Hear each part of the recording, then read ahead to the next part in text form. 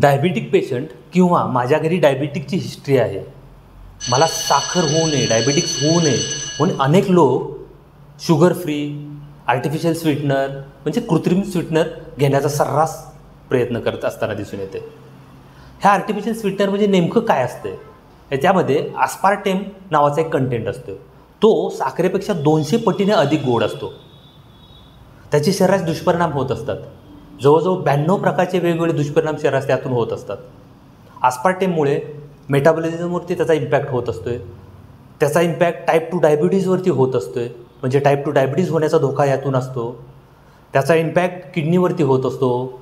त्याचा इम्पॅक्ट लिव्हरवरती होत असतो. आस्पार्टेममुळे अनेक कॅन्सर होण्याचाही धोका असतो. शुगर आपल्या शरीरास चांगली नसते. शुगर फ्री किंवा आर्टिफिशियल स्वीटनर आपल्या शरीरास चांगला नसतो. त्याच्यामुळं ह्या दोन्ही गोष्टी घेणं बंद करा.